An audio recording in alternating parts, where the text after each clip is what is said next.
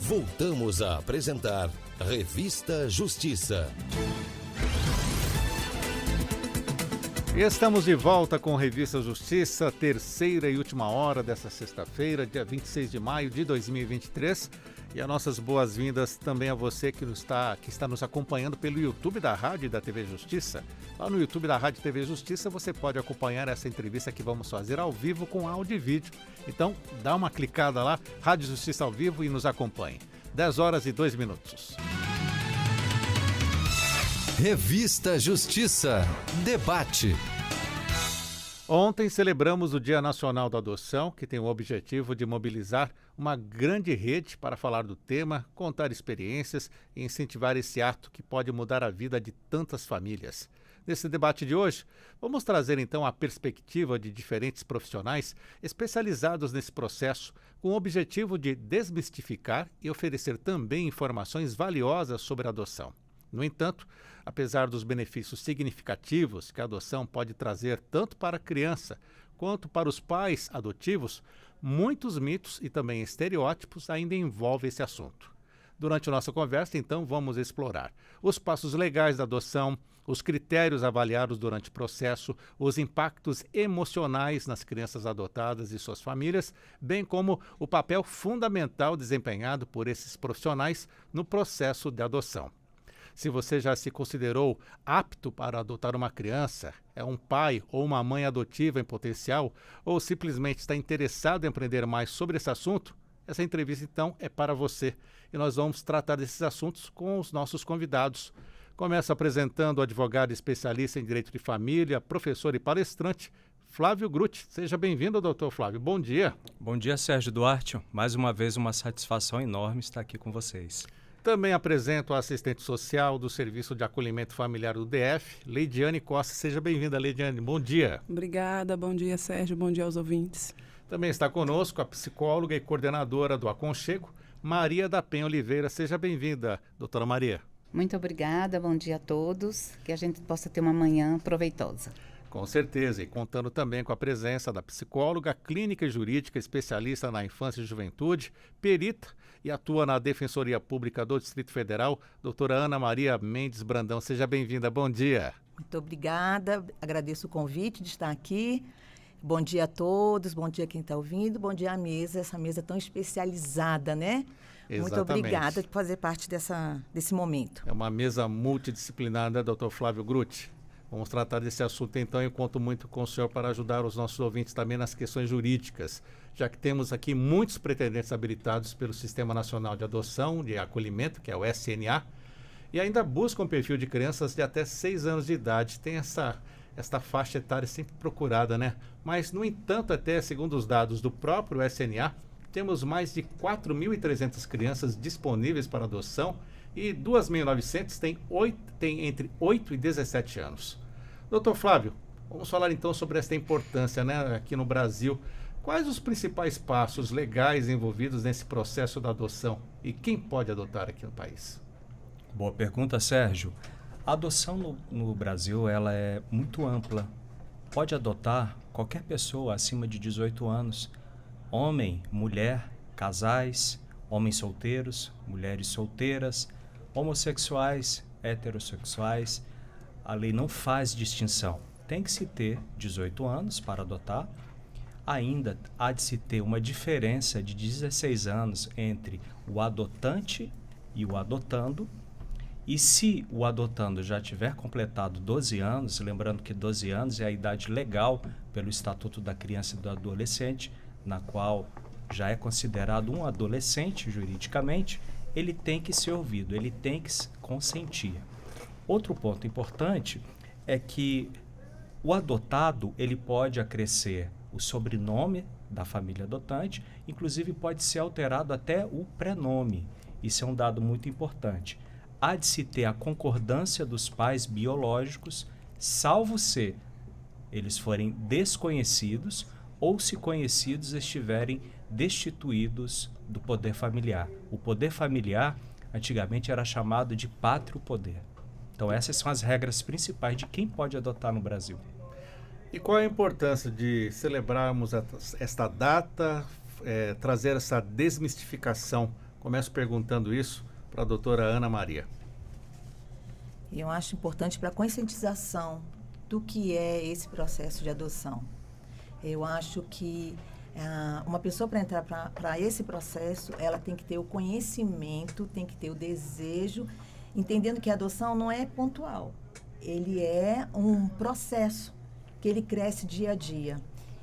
Então, essa data, eu acho que é uma data para conscientização dos direitos e dos deveres, não só dessa família, mas dessas crianças. Como se processa esse momento da adoção? Quais são os direitos dessas crianças também para que elas... E como ocorre esse processo para que elas vão para a adoção também? Porque a gente sabe que nem toda criança que está dentro de uma instituição acolhedora, ela irá para a adoção. Então, eu acho que essa data é importante para conhecimento, divulgar a importância, o respeito e o dever de quem realmente, de fato, quer adotar uma criança. E para a senhora, doutora Maria da Penha, qual a importância dessa data, este momento? A gente fala muito das datas, né? Que precisamos ter uma data para trazer alguma coisa de assuntos que precisariam ser recorrentes, né? Uhum.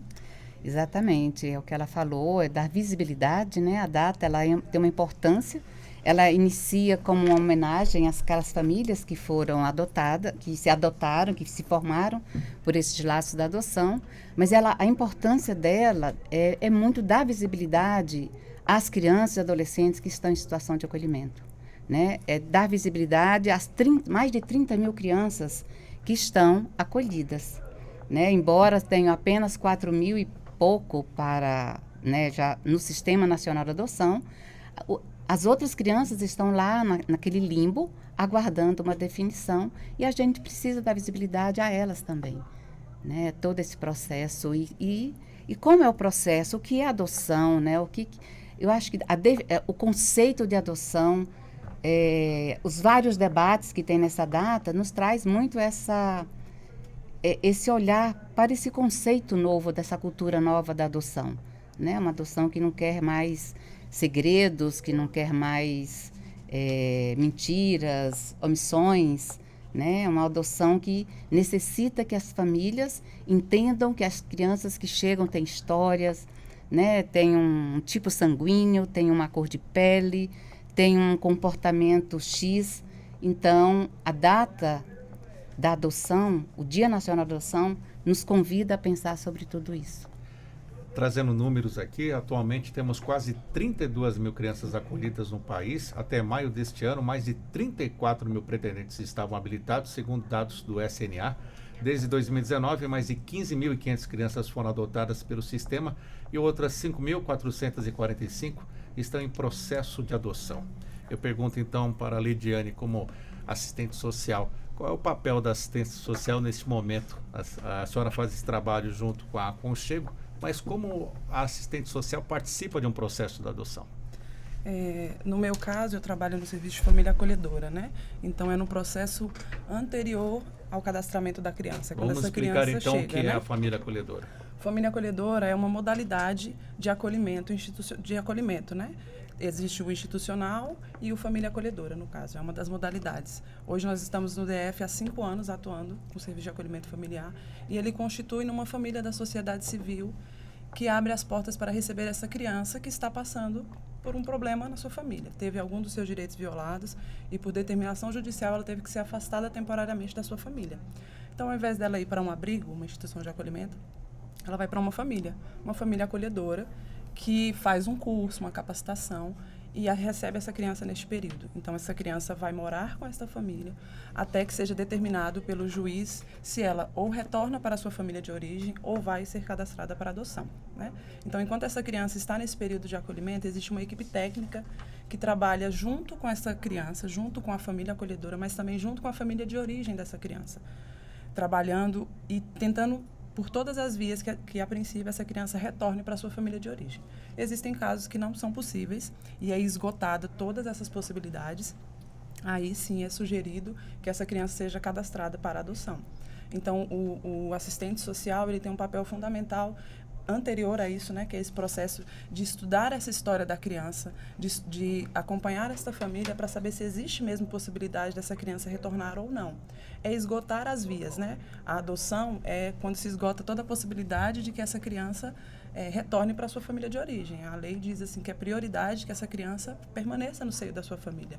Então, quando não há esta possibilidade e essa equipe psicossocial faz esse estudo e entende, não é possível essa família, esse núcleo familiar ou a família extensa não tem condições, não existe possibilidades no momento de cuidar dessa criança, então ela pode, a gente sugere, né, ao juiz que ela seja cadastrada para a adoção.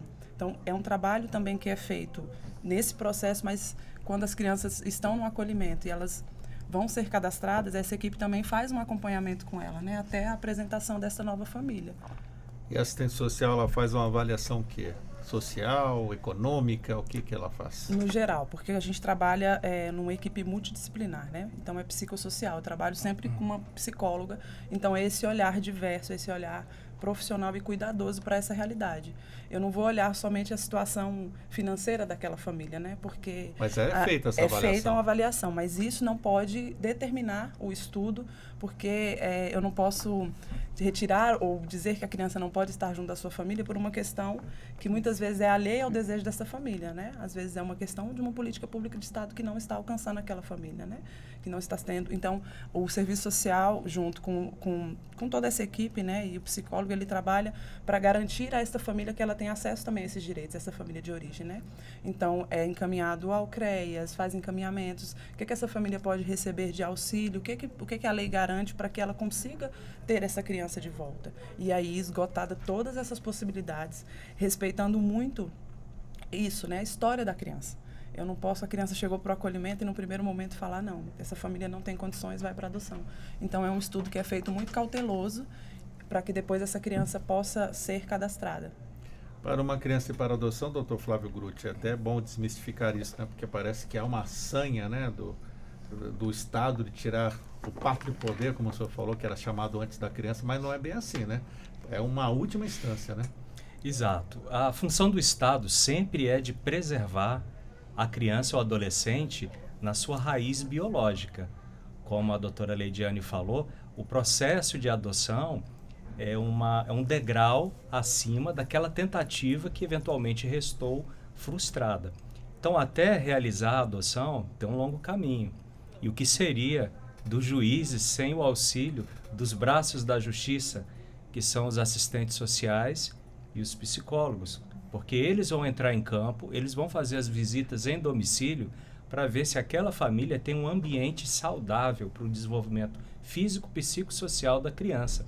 E esse ambiente saudável em sentido amplo, Sérgio, tanto do ponto de vista financeiro, tanto do ponto de vista físico, estrutural do lar e principalmente emocional daquela família que vai cuidar daquela criança ou adolescente. Tudo começa pela vara da infância e da juventude. Sempre começa por lá. Tem um processo de habilitação, o casal ou o indivíduo interessado vai entrar numa fila, vai ter a questão da avaliação psicossocial, depois nós passamos para a triagem, que vai ter aquela, vamos colocar aspas, né, a preferência por sexo, idade da criança ou do adolescente. Depois nós temos a habilitação no CNA, né, que é o Conselho Nacional de Adoção. Depois nós vamos ter um estágio de convivência que é monitorado pelas psicólogas e assistentes sociais. É um trabalho muito meticuloso. Depois a gente começa, se aprovado, a ação de adoção propriamente dita. E o adotando passa a morar com a família, ainda sob o olhar atento das equipes de fiscalização do judiciário. Ao final, se aprovado, Sérgio, nós temos a sentença de adoção. E uma vez transitado em julgado, o adotante e o adotado já vão ser considerados pais e filhos para todos os fins de obrigações e direitos. E finalizando, esse processo de adoção, segundo a lei, ele tem que ser concluído em no máximo 120 dias, prorrogáveis por mais 120 dias, com despacho motivado do juiz. E esse prazo é respeitado? Pergunto já para a doutora Ana Maria Mendes. Então, vamos lá. Veja bem. Não, Veja bem. eu até pergunto isso, até complementando essa minha pergunta, porque qual o papel, então, da Defensoria Pública nesse processo? Isso acaba até atrasando um pouco? Como é esse papel do psicólogo dentro de um processo de adoção? Tá, então, vamos lá. O que ocorre? O processo de adoção, ele, em alguns estados, como o Rio de Janeiro, é um processo administrativo, onde não há necessidade de um advogado, não há necessidade da Defensoria Pública. Então, o que eles fazem? Eles preenchem, nós temos o Estatuto da Criança e Adolescente, ele nos fornece orientações quanto a uma ficha em relação aos dados pessoais daquele casal e o perfil dessa criança. Então, exemplo, o Rio de Janeiro, eles preenchem essa ficha e entregam no cartório da Vara da Infância. Em alguns estados, como Brasília, São Paulo e outros estados, a Defensoria Pública assume esse papel de dar entrada no processo. Né? Não é uma obrigatoriedade de ter esse advogado, mas aqui o DF. Então, eu vou falar da minha experiência em termos do DF. Então, eles entram pela Defensoria Pública. Nós temos um projeto da Defensoria Pública de acolhimento desses casais. É um acolhimento que em torno de 2 horas, 2 horas e meia, onde a gente fala exatamente sobre todo o processo jurídico, além de algumas questões de cuidados depois, como essa criança deverá ser recebida. Então, a nossa porta de entrada é essa orientação, não é o curso preparatório para habilitados, é realmente um acolhimento onde nós entendemos que eles precisavam entender um pouquinho o que eles iam passar, né? E aí é feito junto o psicossocial, nosso do Núcleo da Infância e Juventude, junto com a parte jurídica que vai peticionar esse desejo de ser habilitado. Então, a gente protocola, tudo no mesmo dia. Nós chamamos que o dia da adoção é a segunda-feira e, às vezes, a quinta, quando nós temos muitos pretendentes. Então, mas segunda, nós estamos sempre lá, a tarde toda, só para adoção. Então, no mesmo dia, eles já são atendidos em grupo. Então, o papel da Defensoria é justamente isso, é a porta de entrada, onde a gente vai acolher e abrir um pouco essa visão do que é a adoção. Muitos chegam lá com muita ideia de que quantas crianças que estão precisando do meu apoio, eu estou aqui de coração aberto. Mas nós precisamos que ele esteja preparado, entendendo que ele tem que se preparar para ser pai dessa criança e que essa criança também está sendo preparada para ser filha dele. E que não é uma família, não é uma criança para ela, e sim ela para uma criança. Né? Então, a gente precisa entender esses direitos. Então, a Defensoria Pública começa esse pontapé inicial com eles, tentando esclarecer um pouquinho isso. E aí, o nosso jurídico acompanha esse processo. Então, o trâmite jurídico é muito pequenininho, né? Sai da Defensoria, protocolo, gabinete do juiz, Ministério Público, a Promotoria da Infância, onde todo mundo vai tomando ciência de que há alguém com esse desejo. Quando ele retorna para a Vara da Infância, aí ele vai, então, para o Cefam, que é a equipe técnica do juiz, que vai fazer todo esse estudo, tem habilitação. E a Defensoria Pública, eu sempre brinco muito com eles, que a gente fica no pano de fundo. Nós estamos ali para dar o apoio. Então, durante todo esse processo, a Defensoria Pública está, dando a mão. Vamos embora, vamos seguir em frente. Então, e os nossos, nossa parte jurídica, os meninos, desde de estagiário até os nossos defensores, todo mundo, realmente, a gente faz uma equipe forte para que a gente possa dar esse caminhar, acompanhar esse caminhar. Então, a Defensoria Pública entra nisso, porque até mesmo porque na adoção não há necessidade, acho que você pode falar um pouquinho melhor, não há necessidade de audiências, né? Ele vai muito pelas equipes técnicas, esses estudos. Então, assim, eu falo muito para eles, olha, não pense que vocês vão ter acesso ao juiz.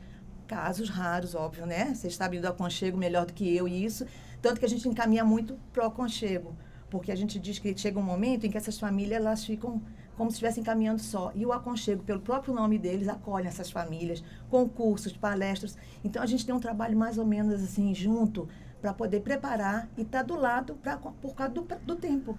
E já aconteceu desses casais que chegam animados, aí depois de todo esse apoio que vocês dão, vocês mesmos, o próprio órgão, a senhora como psicóloga, fala, peraí, esse casal não está bem preparado. Acontece muito isso? Acontece no acolhimento, a gente já percebe. No acolhimento. A gente, às vezes, percebe que a mulher está muito interessada e o marido está indo por causa do desejo da mulher. E eles falam, olha, eu estou aqui porque a gente faz esse...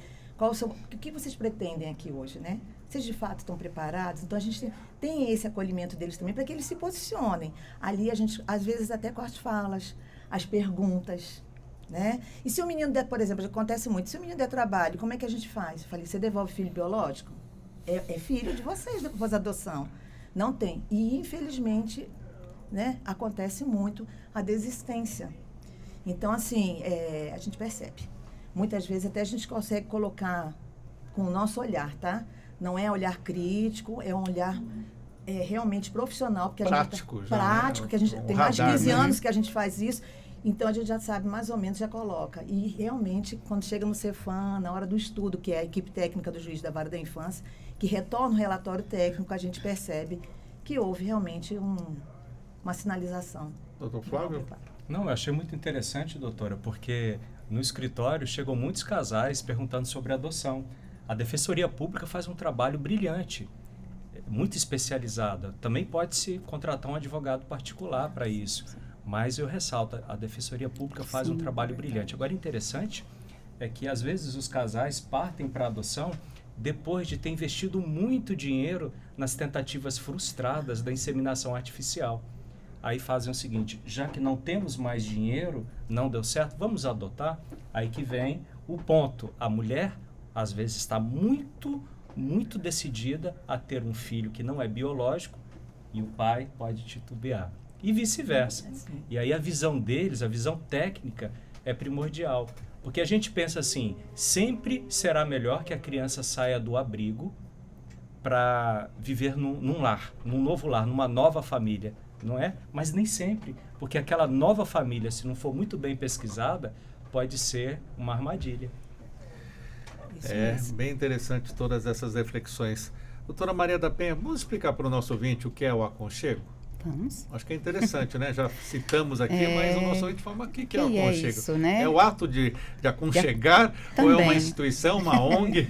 Exatamente, é um ato de aconchegar numa OSC, né? Uma organização da sociedade civil, né? Que foi fundada em 1997, com essa proposta de acolher, de fazer grupos de reflexão sobre os processos de adoção, com as famílias que estão em processo de adoção.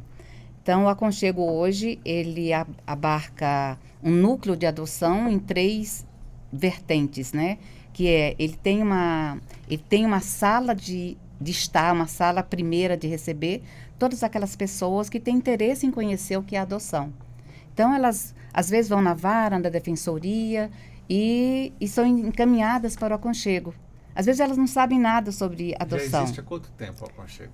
Desde 1997. Então, uma expertise, uma experiência sim, bem grande. Sim. Assim, no início era voltado para adoção, só adoção. Aí, com o tempo, a gente foi percebendo, acho que mais depois de vários documentos, o Plano Nacional de Convivência Familiar Comunitária, a Lei da Adoção 12.010, a gente foi percebendo que a gente não pode lidar só com adoção, né? Tem que pensar na convivência familiar e comunitária dessas 32 mil crianças que você citou aí. Então, ele ampliou o seu olhar. Então, hoje a gente tem, além dos projetos de adoção, a gente também tem os projetos que trabalham com a convivência, que são aquelas crianças que não encontraram famílias por adoção e crianças que também não podem voltar para suas famílias de origem, né? Então, estão acolhidas e a gente tem alguns programas de inserção na sociedade dessas crianças e adolescentes. Do ponto de vista da adoção, que é o tema, então ele tem esses três lugares de acolhimento. O primeiro, que é a sala de entrada, que você vai e pergunta e conhece, são palestras, são depoimentos, e a pessoa vai compreendendo o que é adoção. Então, tem temas, trabalhamos os temas da motivação, da criança idealizada, da origem da criança, das questões legais. O segundo ponto é o segundo grupo. Então, essas famílias foram à defensoria, foram à vara da infância, se inscreveram no SNA, estão inscritas no SNA, ou seja, elas estão habilitadas. O aconchego tem uma sala para receber os habilitados. É aquela sala do tempo de espera. É a gestação, que pode ser curta ou pode ser longa, né? Aquela gestação que, quando é uma criança maior, pode ser um pouco mais curta. Quando é um bebê, a gente vai esperar uma gestação de 5, 6 anos, né? Então, quando é grupos de irmãos, também é uma gestação mais rápida. Então, esse é o grupo de habilitados. Ok, está habilitado, frequenta o grupo, trabalha a sua ansiedade, às vezes modifica o seu perfil e encontra uma criança, encontra um filho, né, ou uma filha, e começa a convivência, passa por todo o processo, o estágio de convivência, e aí ela é encaminhada para um grupo que se chama pós-adoção. É um grupo para as famílias que estão no processo com seu filho, que estão no processo de adaptação. Pode estar ainda no estágio de convivência ou pode já estar com o processo de adoção concluído. O que essas famílias fazem? Conversam sobre adaptação, né? São vários temas, várias dificuldades, né? Da criança, da família, né? É um lugar onde a gente trabalha muito para que não aconteça o pior, que é a desistência da adoção, né? Então, o que acontece muito pouco quando as famílias estão nesse lugar, né? Quando elas se ocupam desse conhecimento, que é que a gente fala, a adoção hoje não é mais só brilhar os olhos quando eu vejo uma criança. A adoção hoje, ela é conhecimento, sabe? É afeto e é lei. Então, não dá para você separar essas coisas. Então, as famílias que frequentam pós-adoção, são raríssimos casos houve desistência, porque há uma rede de apoio. Tudo depende também da idade da criança adotada? Muito. Depende, assim, os casos mais difíceis de adaptação, é óbvio que são as crianças maiores, né? Crianças que já vêm com, além da sua própria história, vêm com outros comportamentos. Traumas. Com traumas, com sofrimentos, com desconfianças, né? Com desconfianças porque a família dela não conseguiu tratá-la com o respeito devido. Como que uma outra chega assim e diz que vai amá-la, né? Então, tudo isso faz parte. Crianças que já passaram por vários processos, saíram da sua família de origem, foi para a casa de um tio, foi para um abrigo, chegou nesse abrigo, foi para um outro. Dentro desse acolhimento, teve uma cuidadora, a cuidadora foi embora, teve uma outra cuidadora. Ou seja, é uma criança que com 7 anos, ela já conheceu mais gente do que os senhores. E ela não sabe o nome de nenhum. Todos são tios e tias, né? Então, é mais difícil, sim, um processo com crianças maiores. Mas dá certo. Se houver realmente o desejo de ser pai e mãe. Pois não. A Penha falando sobre isso, e aí você perguntou lá no início o porquê da importância de se falar sobre a adoção, né? De ter espaço como esse, não só nessa data, mas é importante fomentar grupos sobre a adoção em todo o país, né? Uhum. Para que as pessoas entendam e conheçam a importância. Tem muitos ainda, e desmistificar algumas coisas, né? Tem gente que acha que a adoção é amor à primeira vista, é caridade, que você vai ver aquela criança e os olhos vão brilhar e vai ter uma conexão perfeita, né? Uhum. E a adoção é uma via de parentalidade. Ela precisa ter investimento, né? Conhecimento. A pessoa precisa investir tempo nisso. Não só os adultos dessa relação, mas também com as crianças, né? Que é respeitar essa história, como a Penha falou. Essa criança, ela não é uma folha em branco. Ela traz consigo uma história. E aí, como é que eu faço isso, né? De aceitar, de entender que ela traz. A Penha falou, e é importante porque uma criança de 7 anos que muitas vezes passou por vários abandonos. E quando ela chega na casa dessa nova família, ela vai testar. Será que você vai me abandonar também? Então, parece tudo perfeito e às vezes caem nesse conto. E às vezes as crianças se colocam nessa postura de serem a criança perfeita para permanecer ali, mas isso não se sustenta, né, Penha? Não. Isso, com o tempo, a criança vai se sentindo mais à vontade e ela vai testar também essa família para saber se vai me abandonar também, como todos passaram pela minha vida. Então, esses grupos que tratam sobre a adoção e o pós-adoção, sobretudo, é fundamental, porque traz essa segurança de que eu estou com essa dificuldade, você também. E tem um apoio, né, no aconchego. Esses grupos são sempre orientados por psicólogas, né? Então, tem todo esse apoio que eles podem dar a essas equipes. Então, é fundamental fomentar isso em todas as datas, né? Doutor Flávio, pois não. Desculpa. Não, por favor. Só completando só o que elas falaram, a gente fala muito para esses pais que estão entrando, a questão da importância de legitimar o sentimento dessas crianças. E a partir do momento que eu legitimo aquela criança começa a entender, ele está me aceitando, né? Então, eu converso muito assim, a criança chega, eu estou com saudade da minha outra mamãe. Eu também já senti saudade. É ruim, né? Saudade? Vamos dar um abraço. Você não está tirando, você não pode falar sobre a sua outra família. Mas entender que eu também tenho saudade de alguém, de algum momento.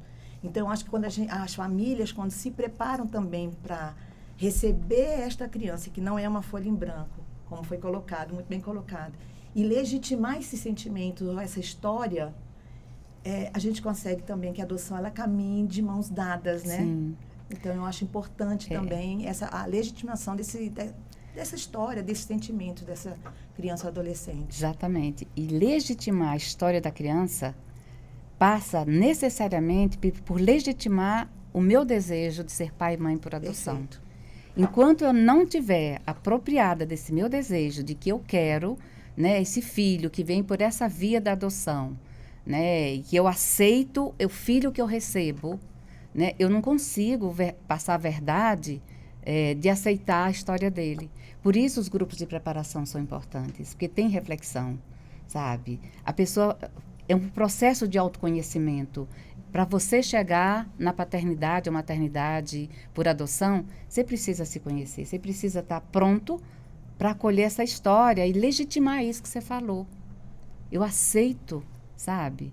O que você está trazendo é uma verdade, mas ela tem que ser verdade para o pai e para a mãe. Sérgio, Doutor Flávio Grutti, eu tenho uma dúvida, eu queria aproveitar Vamos lá. as especialistas aqui. É importante que o filho adotado saiba que é adotado? Se for importante, qual seria o momento adequado? Existe uma data, né, uma idade adequada? Quem se habilita? Estou trabalhando naquela hipótese na qual a criança não conheceu a filiação biológica. Ela não sabe da realidade dela. Isso é uma dúvida minha e de muitas pessoas. Extremamente necessário. Eu preciso saber da minha história, eu preciso saber quem sou eu. O autoconhecimento, quem sou eu, passa necessariamente de onde eu vim. Então, é necessário que a criança saiba exatamente que é, né, adotada. Hoje, existem muitos poucos casos assim, né? Porque a cultura nova, que a gente trabalha com adoção, não é mais de segredos. Então, quando começa as crianças maiores, elas já sabem, Sim. né? Aos bebês, né? Que a gente vai pensar em bebês, crianças de até 2 anos, que as pessoas acham que tem poucos registros, mas não tem, ela não tem registro verbal, ela não sabe falar sobre aquilo, mas ela tem uns registros cunhados nas suas células, no seu corpo, de que tem algo estranho dentro dela. Características físicas, Sim. cor de pele. Exatamente. E aí essa criança, como que a gente orienta as famílias? Que elas, desde sempre, coloquem a adoção circular nessa casa. A palavra tem que circular, tem que ter livros, tem que ter fotografias, tem que ter situações que o tema seja falado dentro dessa família. Há um dia que a criança vai querer saber, mas como toda criança pergunta para os pais, como eu nasci? É nesse dia dessa pergunta que talvez a criança comece a se aprontar para receber a indicação de que ela é filha de uma outra família. Né? Então, não tem um dia, não é um ritual, não é marcado, mas é no dia a dia, na convivência, né, que isso acontece. Ok. Acontece que uma criança está com 11 anos e ainda não sabe. E foi para terapia e porque escutou que a funcionária da sua casa estava falando para outra pessoa que ela é adotada. Esse é o perigo, esse é o risco. Ela sabe por outra pessoa. E aí, até aquela data, ela foi alimentando o conteúdo de que não pertence àquela família. Porque, de fato, não pertence. Em todo lugar que tem segredo, não há pertencimento. Então, é mais difícil, mas é claro que um bom especialista vai ajudar essa família a lidar com essa verdade que aparece, né? Mas é muito traumático. Doutora Ana Maria, o que a senhora pode acrescentar nesta questão? Quando falar, o que falar, qual a idade, o que a senhora indica dentro da sua experiência? Então, acompanho o pensamento da Penha. Nesse projeto que nós temos, esse acolhimento que nós temos na Defensoria, nós sempre orientamos. Desde a hora do banho de um bebê, olha, eu esperei muito você é meu filho que chegou pela adoção. Porque eu sempre falo com eles, olha, o filho chega para uma família por parto normal, cesárea ou pela adoção. Naquele momento da adoção, ele nasceu naquele momento para aquela família. Então, a história é ali. Agora, você veio de uma outra família. Então, é sempre o bebê, o bebê, como a Penha muito bem colocou, os meninos mais velhos, diferente de algumas crianças que estão dentro de casa, que com 5 anos elas são bem infantilizadas, 5 anos dentro de uma instituição acolhedora, eles têm uma experiência de vida que nós, enquanto adultos, às vezes não temos, né? Então, é desde sempre. Sempre. Nós temos muitos casos na Defensoria Pública, porque a lei diz, o senhor pode falar melhor, que aos 18 anos eles têm direito a buscar a origem, sim. Aos 16 eu acho que é acompanhado dos pais. Acompanhado de assistência jurídica e de psicólogo. Então, ele pode solicitar também ter acesso a esse processo. E o que acontece na Defensoria Pública hoje? Nós estamos em andamento com 3 casos de pessoas mais velhas, 30, 32 anos, que após o falecimento dos pais, ou após entenderem, agora eu sou casado, sou independente, eu posso buscar minha origem, e às vezes o processo não tem todos esses dados. Então, assim, a pessoa ficou a vida inteira tentando buscar a origem dela e dentro do processo não consta. Então, é uma frustração. Então, a gente trabalha também com essa... Então, nós estamos com 3 adultos trabalhando sobre essa questão da origem.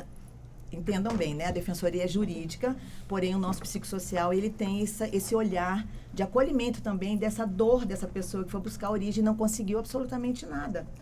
Então, por isso a importância, porque quando ele vai buscar, ele vai entender, ok, eu não tenho todos os dados da minha origem, mas eu tenho alguém que me ama muito, que me acompanha a vida toda.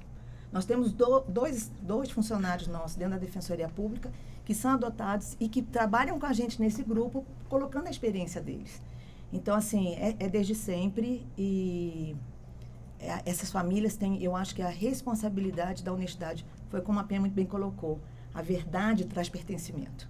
Leitiane? A doutora falou sobre os adultos depois, né, que Sim. procuram saber da sua história. E aí eu penso na responsabilidade desses técnicos que estão ali desde o início, lá quando essa criança chega para o acolhimento, né? Que é o meu papel também, que é respeitar a história dessa criança, estudar, conhecer a fundo, saber os motivos e deixar isso registrado. Então, as crianças, quando chegam no acolhimento, para nós, a equipe técnica tem que fazer um estudo disso. Então, a gente vai atrás dessa genitora, desse genitor, saber da história. Existe um avô, uma avó, uma tia, alguém que deseja... isso tudo fica registrado. Hoje, no Família Acolhedora, as crianças que chegam, as famílias costumam fazer um álbum de história de vida dessas crianças, para que esse tempo em acolhimento não seja um tempo vazio. Ele é um tempo de construção, de vínculos, de afeto. É um tempo em que a criança ela está sob o olhar da justiça, né? sob a guarda do Estado. Então, em família acolhedora, mas ela passa por tudo isso, né? Começa a alimentação, o dentezinho que nasceu, o primeiro dente que cai, o corte de cabelo. Então, as famílias acolhedoras dentro desse serviço e nas instituições também existem algumas que fazem esse álbum de história, que conta essa história desde o dia que a criança chegou, com fotos, né? Algumas famílias fazem bem ilustrados e contam a história. Você chegou tal dia, você era assim, você pesava tanto. Um álbum como as mães fazem, né? Dessas crianças, contando essa história. Então, nesses álbuns, e até no registro que a gente faz como técnica, né? Através do estudo, que é o plano individual de atendimento de cada criança, que é enviado à vara da infância e fica lá na pasta dessa criança, vem dizendo tudo que foi feito por essa equipe técnica, né? Todo o investimento que foi feito, se conversou com alguém da família. Ontem mesmo eu estava lendo de um caso nosso e a avó estava abrindo mão da guarda da criança. E ela escreveu uma carta emocionante para essa criança. E a criança vai ser cadastrada para adoção, provavelmente, né? Mas ela escreve uma carta se despedindo. Então, e ela dizia, olha, eu não tenho condições de estar com você, eu já cuido de alguns irmãos seus, eu sou idosa, mas sinta-se amado. E ela deixa tudo isso registrado. Então, que rico que é para esta criança hoje, quando estiver adulto, se ele quiser ter acesso a isso, entender que ele não foi abandonado. A avó abriu mão por não ter condições, por pensar assim que ele pode e deve ter um futuro melhor. Então, respeitar essa história e tratar com muito respeito, desde o nascimento dessa criança, o período que ela ficou em acolhimento, para que ela possa ter isso, né? As famílias acolhedoras, elas passam esse livro de história para as famílias, para os pais, né, por adoção, e entrega para eles, caso eles desejem que a criança tenha esse acesso e tal. Mas junto à vara da infância existe esse documento registrado por essa equipe técnica que conta toda a história e é fundamental que tenha. Então, às vezes, mesmo nos casos de entrega, né, às vezes a mãe vai entregar, ela escreve uma carta, isso tem que ser anexado para que a criança, no futuro, ela possa ter acesso a isso, né? E como a Penha falou, é transformador, né? Não tem uma data certa de dizer. Eu lembro que tem um dos casos, eu trago muito para o real, né? Porque é os casos que a gente pega. Assim que a gente aprende. Não é? E essa senhora já cuidava de 2 crianças e pegou o 3º filho, né?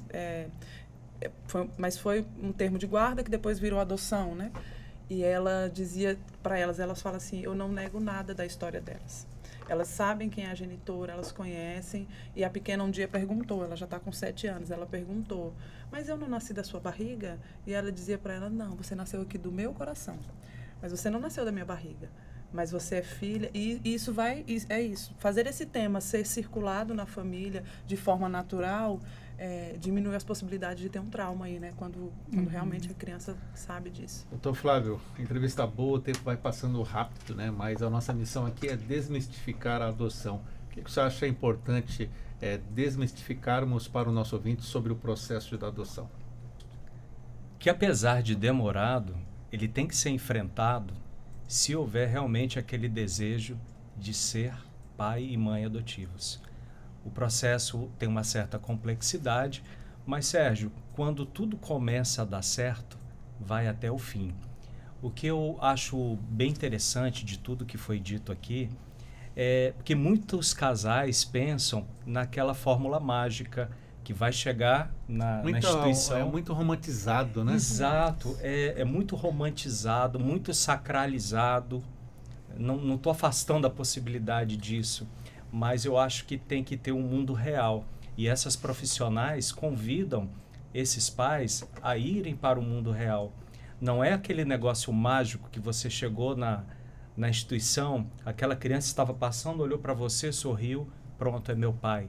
Calma, por isso que tem o período de convivência, tem os estágios, tem todo esse suporte colateral e imprescindível para o magistrado e para as famílias. Ao final, nós ainda não temos uma adoção completamente extrajudicial. A adoção ela se concretiza com a sentença proferida pelo juiz. Agora, é um pouquinho diferente, por exemplo, do reconhecimento da paternidade socioafetiva, que você pode fazer no modelo completamente extrajudicial. É diferente uma coisa e a outra. Existe uma diferença, porque o que acontece? Bom, a questão da adoção, ela é excepcional e ela é irrevogável. Se você adotou, tem uma sentença transitada em julgado, se deu problema, você não pode devolver, porque não é o objeto. Mas há casos, né, doutora? Depois da sentença transitada em julgado, anos depois, não pode mais devolver. Aí abandono. Aí abandono de incapaz, é até crime. Agora, se você ainda está no processo que precede a sentença, há casos que pode se devolver de maneira motivada, certo? Então, olha só a diferença. Na adoção, que se dá por sentença obrigatoriamente, há uma perda completa do vínculo com os pais biológicos. Significa o seguinte, se os pais adotivos morrerem, não quer dizer que você vai, abre aspas, ressuscitar os pais biológicos. É como se eles não mais existissem, em que pese a possibilidade de o adotado conhecer a sua origem biológica. Então, por exemplo, para fins sucessórios, quando você é adotado, você tem todos os seus direitos sucessórios garantidos. Inclusive, eu estava acompanhando decisões Sim. de cidadania italiana por meio da adoção também. O pai, que era descendente, o adotante era descendente italiano, passou por filho adotado. Tá vendo? Olha só que interessante. Agora, veja, no reconhecimento da paternidade socioafetiva, você já tem um histórico precedente de afeto, de vínculo de afeto e da posse do estado de filho. Em outras palavras, por exemplo, eu sou um homem casado, eu tenho um filho biológico, eu tenho uma esposa. Eu posso também ter um outro filho que eu trato ele há muitos anos como filho, por isso que eu chamo de posse do estado de filho, e assim eu apresento ele na sociedade. Então eu posso, em determinado momento, lavrar uma escritura pública em cartório, dizendo o seguinte, fulano é meu filho socioafetivo. Na socioafetividade, o reconhecido, ele não perde o vínculo com os pais biológicos. Aí nasce a multiparentalidade. Significa o seguinte, o filho socioafetivo, ele pode ter no registro civil do seu nascimento o nome dos pais biológicos como o nome dos pais socioafetivas. Avós e avós também? Vai subindo na linha ascendente. Agora, até 8 avós pode ter na multiparentalidade.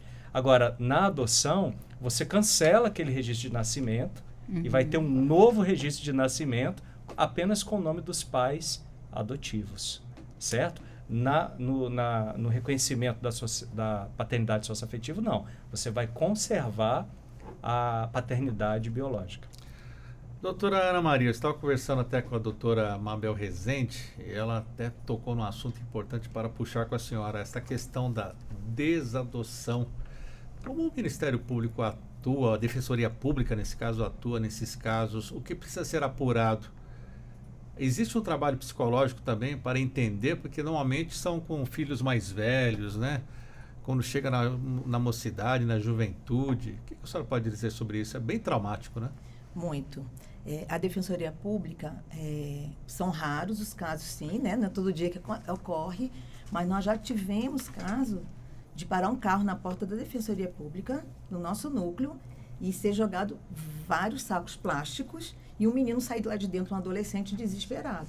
E aí, quando nós corremos para entender o que estava acontecendo, era uma mãe falando, adotei quando ele era pequeno, agora ele está insuportável, não quero mais ele. E agora? Pois é, e agora? E agora que nós pedimos para o pessoal da Vara da Infância, que na época a gente trabalhava no mesmo local, fechar a portaria, pegar essa senhora para a gente entender. Vai ficar com esse menino? O juiz vai levar para casa? A defensoria vai levar? Vai abrigar novamente?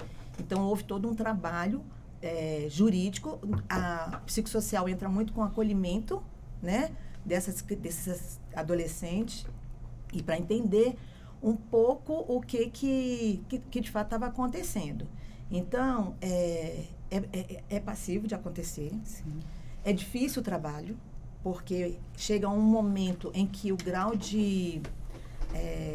como é que se diz? Do embate, né? Principalmente na adolescência, né? Do embate é muito complexo. E aí você vai também te falar, não, você volta, e é já um menino que já está sendo espancado novamente, que os seus direitos estão sendo violados. Então, a gente fica no fio da navalha, assim, tentando entender. Então, a gente tem que trabalhar caso a caso, entender caso a caso o que de fato está acontecendo. Então, não é fácil esse trabalho quando, como bem disse o doutor, não há dentro da lei essa possibilidade de devolver, desistir. Né? Essa desistência pode acontecer antes que essa adoção seja concluída. Inclusive, já vi processos em que o abandonado recebe até uma indenização. Indenização, isso. O nosso juiz da Vara da Infância aqui, por vários momentos, viu que a situação era grave, que colocaria em risco esse adolescente, essa criança voltar para essa família, porque essa família não assumiu esse filho. Então, ele, sim, aí dava uma indenização até o tempo que ele ficasse. Às vezes, as crianças, que já aconteceu com criança também, gente. Inclusive, durante a pandemia, nós tivemos 2 casos de devolução. De criança? Sim, sim. E aí, o que ocorre?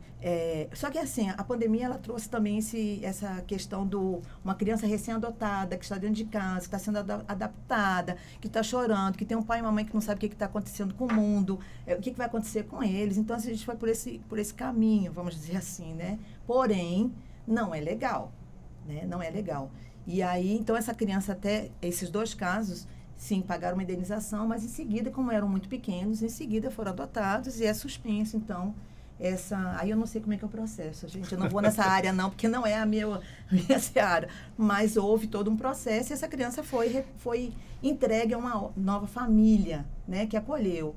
Então, é um trabalho difícil, onde a gente tem que trabalhar com essa criança, com esse adolescente e com essa família. A gente tem que entender que dinâmica é essa. É bem complicado. Bastante. Mas vamos falar agora um pouco sobre a família acolhedora. Qual é a importância dessa família acolhedora? Como capacitar famílias para serem acolhedoras? Começo com a Lidiane? Então, família acolhedora, como eu falei, né, é um serviço de acolhimento em que as crianças vão para uma família da sociedade civil. E essa família... Temporariamente, né? Temporariamente. É o período previsto em lei até 18 meses, o tempo máximo, né? Existem casos que ultrapassam um pouco, porque cada caso tem sua peculiaridade. Até que essa equipe faça esse estudo e aí, dentro disso, enquanto o processo está acontecendo, o processo judicial, e essa equipe psicossocial está trabalhando com essa família, tentando buscar ali se essa criança retorna ou não, nesse período, a criança fica dentro dessa família. Ela vai morar com essa família da sociedade civil. Independente de idade. independente de idade. Nós estamos há 5 anos no DF, né, atuando. No primeiro momento, a gente fez um recorte de faixa etária, que era de 0 a 6 anos. E agora, com um novo termo assinado, nós tínhamos 20 vagas, né, dentro de todo o acolhimento. Seriam 20 para a família acolhedora, e agora estendemos isso para 65, ou seja, mais 45 vagas. Então, e também aumentamos a faixa etária. Então, hoje, o Serviço de Acolhimento Familiar no DF, ele atende de 0 a 18 anos, o que é um desafio, né?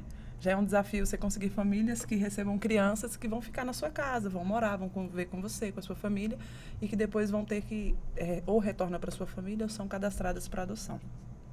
Então, essa família, ela cuida temporariamente dessa criança.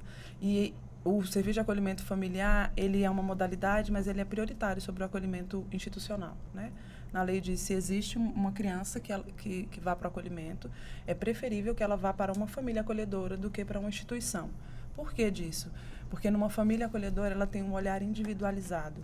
Ela sai desse cuidado coletivo que tem dentro das instituições, que por melhor que sejam e tentem fazer o seu trabalho, ainda assim não conseguem ter esse olhar individualizado para a necessidade daquela criança. A gente diz que no acolhimento institucional são muitas crianças para poucos adultos, né? E no acolhimento familiar são muitos adultos para uma criança. Então, esse olhar cuidadoso que é o que a gente tem no nosso dia a dia com os filhos, né? Se adoeceu, a gente sabe dos mínimos detalhes. Então, essa família fica com essa criança temporariamente. Essas famílias, elas não podem estar na fila para adoção. E se elas se apaixonarem pela criança? Mas a gente fala, doutor, a gente fala que é necessário. A gente fala que é necessário. Às vezes as famílias falam assim, mas eu vou me apegar, eu vou me afeiçoar a essa criança, e como é que eu devolvo? A gente fala, olha, se você não se apegar, se você não se apaixonar por essa criança, o negócio não está dando bom, não está certo. É necessário. A gente fala que tem o rigor da lei, porque é uma medida protetiva, porque é um serviço, é temporário, mas tem que ter afeto. Tem que ter esse cuidado, né? Então, as famílias vão sim se apegar, vão sofrer quando elas vão embora. E aí que entra a psicóloga para trabalhar essa Toda família, uma equipe doutora. que trabalha. Como é feito esse trabalho? Também, Difícil, né? Sérgio? Como se preparar? Como preparar uma família para ser classificada como acolhedora? O que a psicóloga analisa? Então, essa questão do apego é extremamente importante, né? Porque a gente não consegue desapegar se não tiver apego. Por exemplo, todos nós temos filhos. Os filhos só podem sair de casa porque a gente se apegou e tem confiança de que ele pode seguir. É o afeto, é o cuidado, é o amor do dia a dia que faz com que a gente tenha certeza que vai dar tudo certo com o nosso filho. Assim como as famílias acolhedoras. Elas são preparadas realmente para cuidar, para exercer um trabalho de cuidado, né, de afeto, de dar continência para as dores daquela criança. E aí, essa criança pode ir. Então, essa família precisa ser preparada para deixar ir. Vá, sabe? E para o nosso ouvinte que ficou interessado em ser uma família acolhedora, como ela se capacita para isso? Conte para o nosso ouvinte, então. Quem que pode contar? Lidiane? Isso.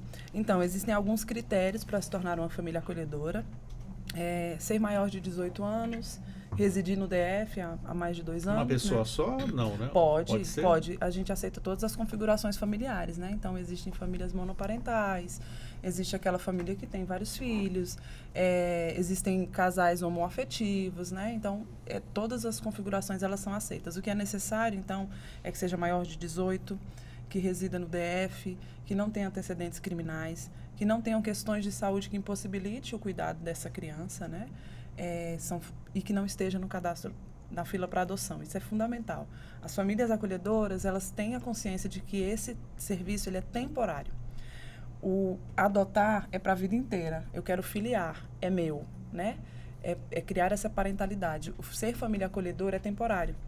Então, as famílias, elas recebem, sim, todo um apoio psicológico, técnico, da equipe técnica, né? Que a gente trabalha com essas famílias. É feita uma reciclagem dessas famílias acolhedoras? Sempre, sempre. No primeiro momento, a gente faz uma palestra, né, explicativa sobre o serviço. Depois, inicia-se um curso com alguns temas bem vivenciais. E a gente trata nesses temas questões... A gente fala sobre a lei também, quem são essas crianças, sobre história de vida, mas sobre desenvolvimento infantil e o adolescente. A gente fala sobre a questão do vínculo, né, apego, desapego. Como é que eu vou fazer para essa criança ir embora? E é muito possível. é muito possível. Nós temos várias famílias acolhedoras que já estão no 9º acolhimento, já passaram 9 crianças por elas, né? E aí elas sofrem, elas sentem, mas tem toda uma equipe que ajuda, trabalha. Tem uns que sofrem mais, e aí a gente dá um atendimento, né? Um acompanhamento maior, psicológico. Essas crianças também que estão acolhidas, elas, caso sejam necessário, elas também são acompanhadas, né, por terapeutas, crianças que estão no processo para adoção, mas que foi um processo conturbado muitas vezes, né, então elas são atendidas em separado. Nossas famílias, elas recebem, a gente faz depois que elas são habilitadas, como eu falei, então, elas passam por todo esse curso, tem visita domiciliar que a equipe técnica faz, né, para saber se esse ambiente também é seguro para a criança. E após isso, elas são habilitadas, então, a documentação delas é enviada à vara da infância e elas podem receber. As crianças na faixa escolar que já estão estudando, como é feito isso, já que é algo temporário? Elas são inscritas normalmente na escola, dali da região onde aquela família mora, né? Então, crianças em idade escolar, tem famílias que eu trabalho, eu preciso que a criança esteja numa creche meio período. Então, a gente consegue, busca, não é tão simples, às vezes, a inscrição em creches públicas, né? Mas as crianças, é isso, elas estão sob a tela desta família. A família tem um termo de guarda, né? É até interessante, porque a senhora está esclarecendo que a família não precisa ter dedicação exclusiva, mas pode também ir para a escola e para a creche. Sim, claro. sim, é isso. Quando nós iniciamos, nós pensamos assim, nosso público vai ser muito de aposentados, aquela pessoa que já está tranquila em casa e tem tempo disponível. É muito variado, é muito variado. Nós temos famílias acolhedoras de médicas, né? Então, assim, tem uma rotina bem corrida. Nós temos família acolhedora que é uma mulher só, mas ela tem uma rede de apoio.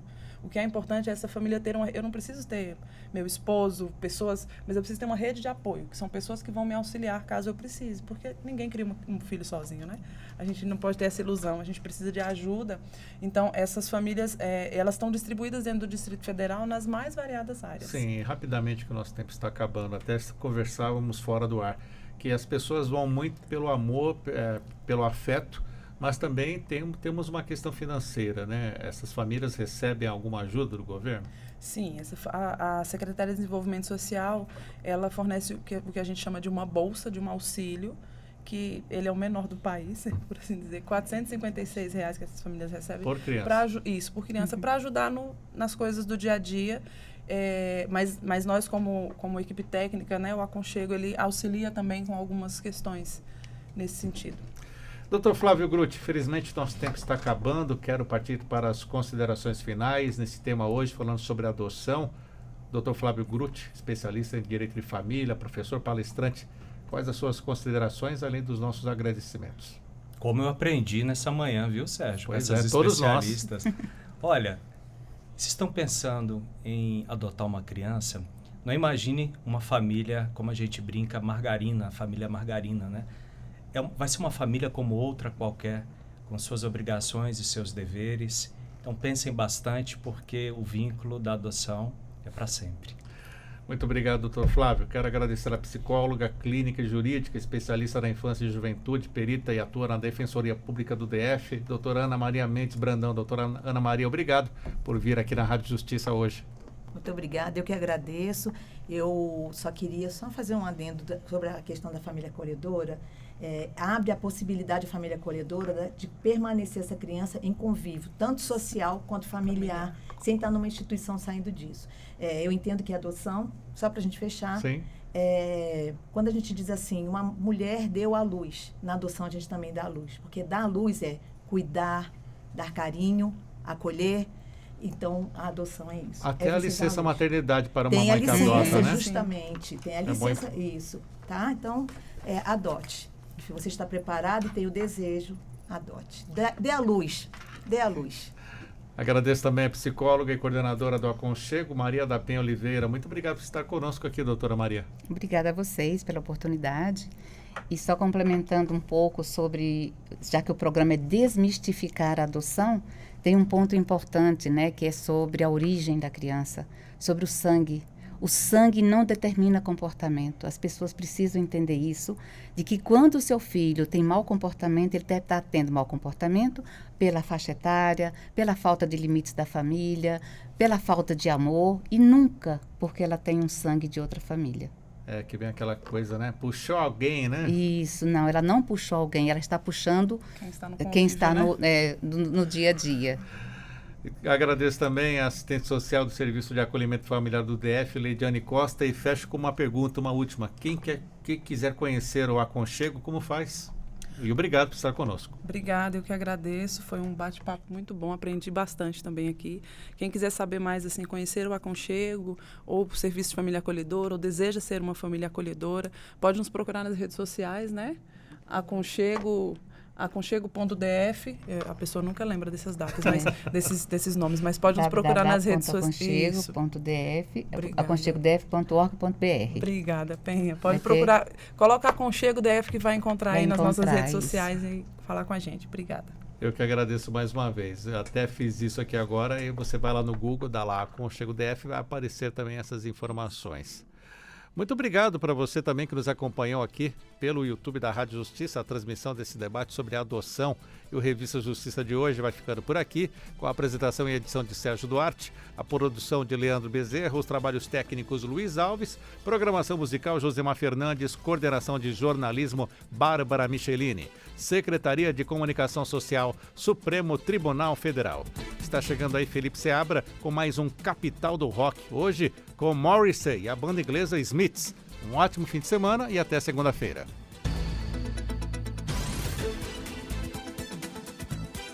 A Rádio Justiça apresentou Revista Justiça.